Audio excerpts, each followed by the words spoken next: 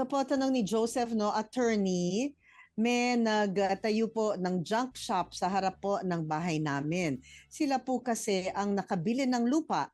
Kaso nakakaabala kasi yung mga kalakal at minsan ito po ay nagkukos nga ng traffic sa lugar namin. Pwede po ba namin ireklamo yung ganun?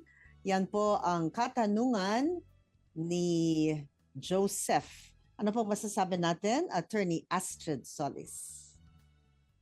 Para naman po kay Sir Joseph, maaari po kayong magsampa ulit ng reklamo katulad po kanina, lalo na po kung ang operasyon po ng junk shop ay nagdudulot na ng istorbo o um, mga risk sa ating health po sa kanilang komunidad. Ang una niyo pong pwedeng gawin ay dumulog po ulit sa barangay at ireklamo ang may-ari ng junk shop. Pagkatapos po noon, kung hindi po ulit masolusyonan ng barangay, maaari po siyang pumunta sa LGU, sa kanila pong munisipyo. Hinahanapan po sila ng mga permits at licenses at kailangan po meron silang maipapakita. Kung halimbawa po na wala po silang maipakitang permit o lisensya na pwede po silang mag-operate ng junk shop, maaari pong ipatigil ng munisipyo ang kanilang operasyon. Ayan. Pero suggestion din lang natin, Miss Jackie, baka pwede muna kayo mag-usap para kasi yung magkapit-bahay kapag ka nagkakaroon ng problema, di ba, di nag-uusap, hindi maganda, hindi healthy. Ano po, mag-usap muna kaya Yes. kayo, ha? Pero pag matigas na yung ulo at ganon, sabi ni attorney, yun ang gawin nyo. Ayan.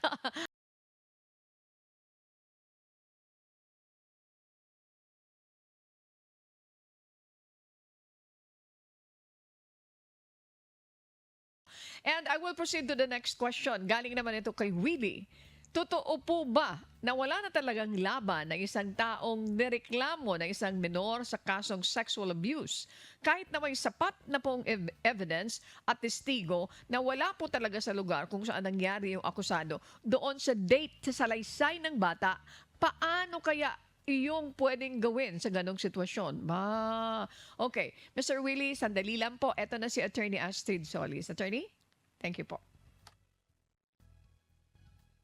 Para po kay Sir Willie, nako Sir Willie, hindi po totoo na automatic talo ang akusado sa kasong sexual abuse. Dahil po sa ilalim po ng ating saligang batas, meron po tayong tinatawag na presumption of innocence. Ibig sabihin po nito, kailangan po munang patunayan ng prosecution na ang akusado ay talagang siya ay may kasalanan beyond reasonable doubt.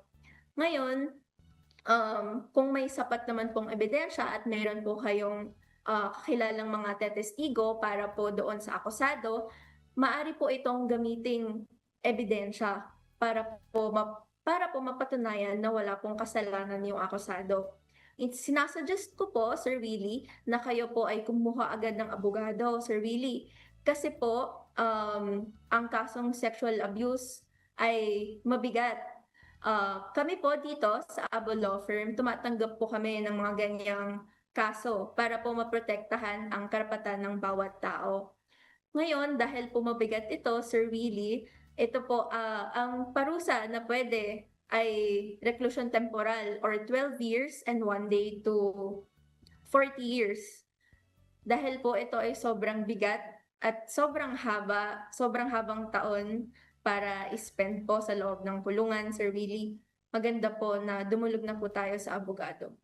Okay. Ako po, kasi kawawa naman yun, attorney. Imagine, Yes. ayaw niya makulong. Pero dahil bata yung kalaban at may nagsusulsol, nagba-back up noon, alay nako, parang gusto nang manuntok yung taong inaakusahan. So, para makakuha siya Yes. ng justice, attorney, once and for all, ano ang payo nyo dito sa kasong ito, attorney Astrid? Para po kay Sir Willie, maaari niyo pong gamitin ang mga ebidensya na meron po kayo na nagpapatunay na wala po kayo sa lugar nung araw na sinasalaysay po ng menor de edad. At kausapin rin po ang mga taong pwedeng tumestigo para sa inyo na magpapatunay po na wala po kayo doon sa lugar na yon. at dumulog na po tayo sa abogado.